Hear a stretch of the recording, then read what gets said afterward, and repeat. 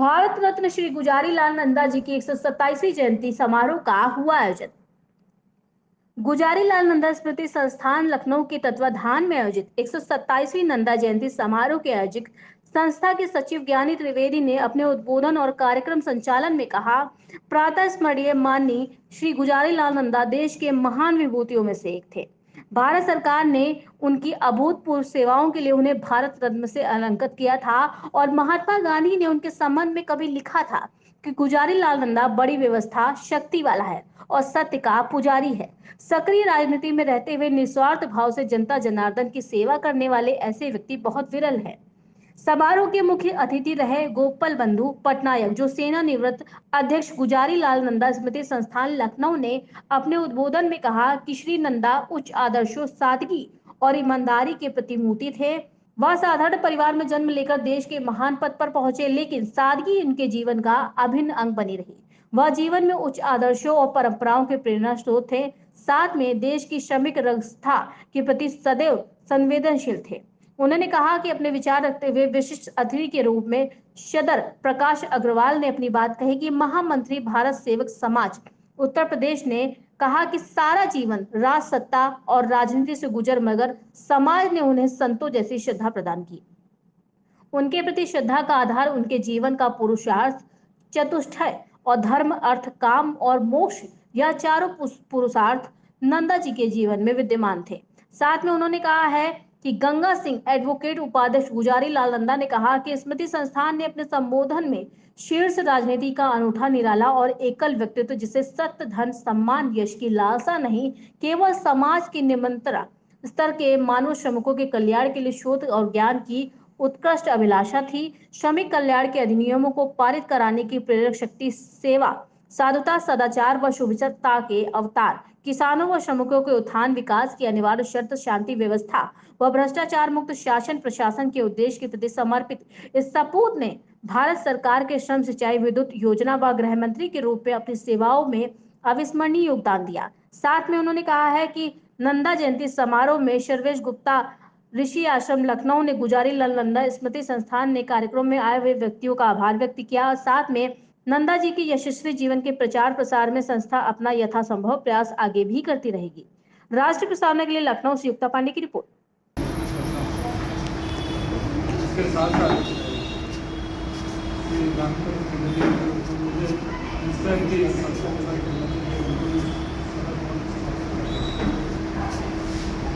आज ऐसे औरत होती है जिनका आवाज नहीं आ रही।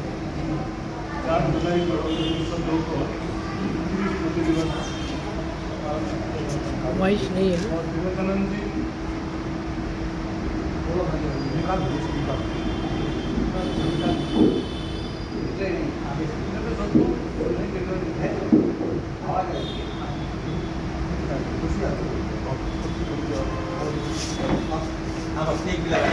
तो कभी कभी लगता है जब कम गलती होते हैं कि कम गलती को हम गलती के हिसाब से नहीं देखते हैं, विचार के हिसाब से देखना चाहिए।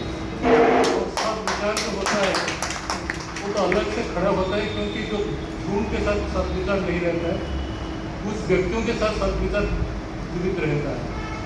तो हर एक आदमी अपने जीवन में आप ध्यान कर आप देखेंगे कि जब भी आप संकट में पड़े हैं तब ऐसे व्यक्ति आपको इंस्पायर किया होगा, ऐसे व्यक्ति मार्गदर्शन किया होगा जो सब विचार से उस वक्त किसके पास ज़्यादा धन था, पद था, वो आपके काम में नहीं आया होगा, लेकिन आपके कोई गुरुजन हो, कोई व्यक्ति विशेष हो जिनके साथ विचार से उत्पन्न थे, वही आपको सही दिशा जरूर दिखाया होगा। तो गुजारी लाल नंदा जी की बहुत आप आत्महत्या की जर्नी पता है, मुझे सही बात पता है कि आत्महत्या सिर्फ जाकर भजन कीर्तन करने से नहीं होता है। इंटीग्रिटी जिसको कहा जाता है, जो सब विचार है, जो आप सोचते हैं, जो आप कहते हैं, तो जो करते हैं, उसमें समानता रहना चाहिए। और आज जो समाज में सबसे बड़ा संकट है वो विचार की संकट है। हम राजनीतिक की बात यहाँ करना नहीं चाहते हैं, लेकिन राजनीतिक व्यक्ति के लिए अभी भ्रष्टाचार अभी एक नशे की विषय नहीं रहेगा, शाम की विषय नहीं रहेगा। जब किसी MLA कैंडिडेट, MP कैंडिडेट की धनराशि देखा जाता है, संपत्ति अतिथि है वो करोड़ों में है, और करोड़ नहीं, सब सहस्त्र करोड़ में है। तो ये तो पूछा जाए कि ये धनराशि किस हिसाब से आप आएंगे, वो पूछा नहीं जाता है। और भ्रष्टाचार को जहाँ स्वीकार कर देते हैं, ऐसे समाज जब खोखला हो जाता है, तब ऐसा स्थिति होता है कि भ्रष्टाचार को लेकर कोई चिंतित नहीं रहता है। और ये बात आज की नहीं है, हर एक समाज में, हर एक युग में भ्रष्टाचार की बात हुई है। और गुजरात नंदा इसके पर्याप्त अतीत है कि जो भ्रष्टाचार के खिलाफ अपने पद को भी जलाने के लिए, उनके लिए पद बहुत बड़ा नहीं था, उनके लिए उनका विचार बहुत बड़ा था। और जैसे आपने बताया, अन्य वक्ताओं ने बताया, उन्होंने बताया था कि मैं भ्रष्टाचार मुक्त नहीं कर सकता हूँ तो भारत को, तब मैं इस पद पर मैं रहने लायक नहीं हूँ, तो मैं इसका इस्तीफा देता हूँ। तो ये विचारधारा की करती है, और सब विचार कभी खत्म नहीं हो सकता।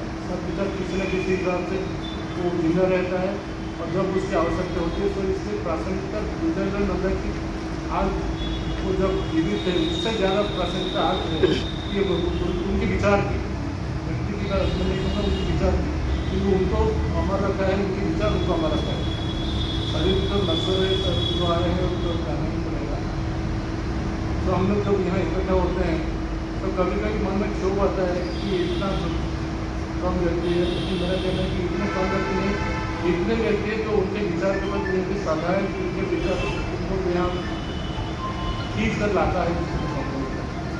फिर और कहाँ भी इस तरह तक हो सकते थे, लेकिन आप यहाँ आए हैं, बैठे हैं, यानी विरोधी जी की प्रयास कम होता है, क्योंकि वो ऐसा व्यक्तित्व थे कि जिन्हें भारत रत्न प्राप्त हुआ। ऐसे व्यक्ति को मैं दृढ़ श्रद्धांजलि देना चाहूंगी, और उनके लिए सिर्फ एक ही शब्द कहूंगी कि देखिए ज्ञानी जी से कि अगर वो गुजारी लाल नंदा जी की जयंती मनाना चाहते हैं और सिर्फ जयंती तक ही सीमित रहना चाहते हैं तो अलग बात है, लेकिन अगर गुजारी लाल नंदा जी के विचारों को जन जन तक पहुंचाना है तो हमें धरातल पे जाकर के कार्य करना होगा। केवल जयंती मनाने से जो है लोगों तक गुजारी लाल नंदा जी के विचार नहीं पहुंच पाएंगे। अगर आप आगे कार्य करना चाहते हैं तो मैं आपके साथ में हूँ, लेकिन धरातल पे जाके कार्य करना होगा और लोगों को जोड़ना होगा। इस जो समिति के माध्यम से आप कार्य कर रहे हैं उसमें लोगों को शामिल कीजिए और गुजारी लाल नंदा जी के विचारों को उन तक पहुंचाइए और अपना संख्या बल बढ़ाइए। अगर आपका संख्या बल नहीं बढ़ेगा तो मंच पर बैठे हमारे सभी मार्गदर्शक गोपबंधु जी, गंगा सिंह एडवोकेट जी, शैलेंद्र शुक्ला जी, हमारे बड़े भाई तीरथ राज मिश्रा जी और शरद प्रकाश और बैठे सम्मानित सभी लोग जो यहाँ उनकी ग्रंथमाला उसके अनुसार अनुकरण नहीं होता। हमारे आदरणीय पटवर्धन जी की रह चुके हैं, आपने एक इनोवेशन किया कि विद्यार्थी वही पुस्तक खरीदे जो कि विद्यार्थी इच्छा है वही मंगाई जाए। एक बात से मैं कह सकता हूँ कि इन मेलों का जब नामकरण हुआ था, मैं सबसे संबद्धता और उनके संलग्नता में मैंने राइटिंग वर्क भी किया था और वो अखबारों में काफी तो भी हुआ। एक जो थिंकिंग का वे है, हम एक पक्ष को छोड़ देते हैं, एक पक्ष को ले लेते हैं, एक पक्ष को इतना महत्व देते हैं कि उनके प्रकार जो जीवन का पूरा तंत्र है, पद्धतियां हैं, उनके अनेक महत्वपूर्ण अंश गौड़ हो। स्क्वायर थिंकिंग का एक तरीका को साथ में लेकर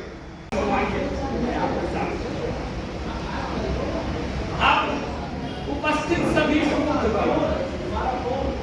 हिंदुस्तान की राजनीति नहीं आईएएस पर भी नौकरशाह के मैं अनुरोध करूंगा पीछे अपने पत्रकार बंधुओं से कृपया होगा थोड़ा 2 मिनट के लिए शांत होकर मेरी बात सुनते होगा। ऐसे ईमानदार पटनायक साहब श्री गोपबंधु पटनायक साहब जो ईमानदारी की मिसाल है अपने आप में, वो यहाँ की अध्यक्षता कर रहे हो, सही बात है। एक ईमानदार व्यक्ति जिसका विश्व की राजनीति में ऐसा कोई दूसरा सानी नहीं मिलेगा, दूसरा ईमानदार व्यक्ति ही वहां पे अध्यक्षता कर सकता है। ये इतिहास गवाह है, ये हमारे लिए भी सौभाग्य की बात है। कानपुर से आए हुए शरद प्रकाश अग्रवाल जी विशिष्ट अतिथि। भारत सेवक समाज और नंदा स्मृति संस्थान ने जो गुलजारी लाल नंदा जी की स्मृति में जयंती पर एक कार्यक्रम ये किया है, उनकी यादें सहने में काम किया है, ये महीनों सालों भर याद किया जाता है। इसके लिए आयोजकगण ज्ञानी त्रिवेदी की पूरी टीम को मैं बहुत बहुत बधाई और साधुवाद देता हूँ। ज्ञानी जी के बाद राम जी ने बहुत अच्छा नंदा जी के बारे में बताया।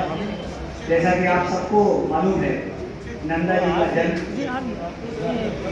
1898 में तत्कालीन पंजाब के सियालकोट बलूचिस्तान में उनके मां हुआ है और उन्होंने गांधी जी से प्रेरणा लेकर के सच्चे गांधीवादी बन के न भारत की आजादी में बल्कि भारत सरकार बनने पर 1952 में पहला लोकसभा चुनाव बॉम्बे से लड़े। 57 में दूसरी बार लोकसभा चुनाव बॉम्बे से जीते और 62 में गुजरात के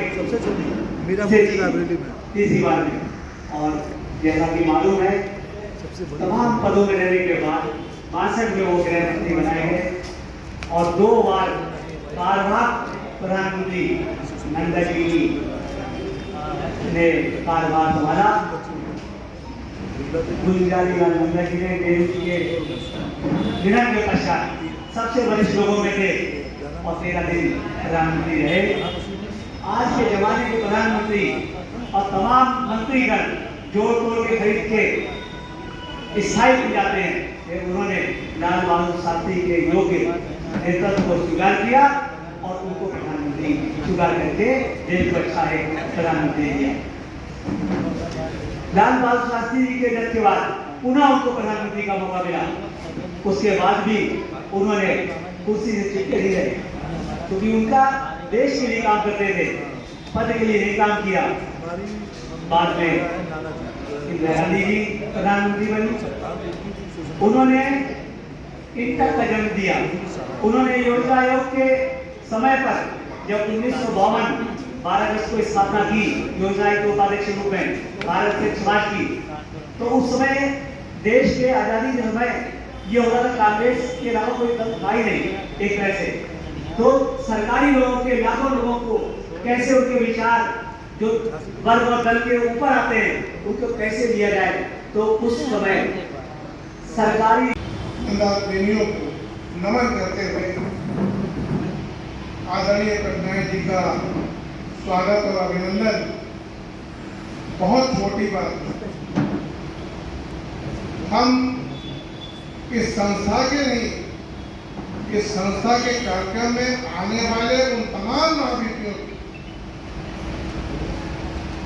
उनकी ओर से आपके प्रति आभार प्रकट करते हैं, आपके प्रति विश्वास प्रकट करते हैं और ईश्वर से प्रार्थना करते हैं कि आप हमेशा स्वस्थ रहें और इस संस्था को आशीर्वाद प्राप्त हो। मैं जब 20-22 वर्ष का था तब हमारे श्रद्धेय पंडित राम प्यारे त्रिवेदी जी जो हमारी माता जी के गुरु भाई,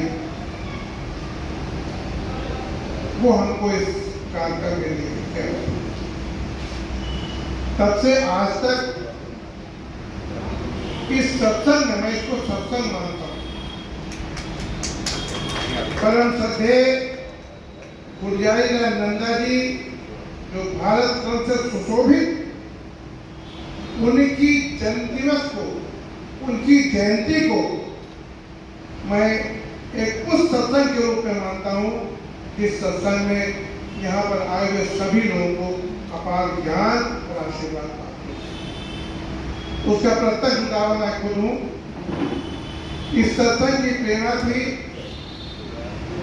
कि जब अयोध्या का ढांचा गिरा और उसकी जयंती की अर्चना करने की प्रेरणा मुझे सत्संग गई।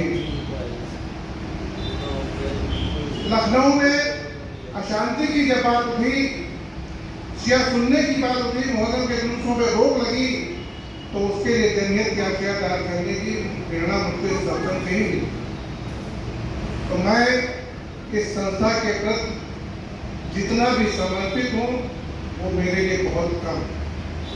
मैं इस मौके पर अपने परम श्रद्धेय पंडित राम प्यारे त्रिवेदी जी को भी नमन करना चाहूँगा, उनके प्रति भी अपनी श्रद्धा सुमन अर्पित करना चाहूँगा, जिन्होंने मुझको इस संस्था से जोड़कर इस लायक बनाया।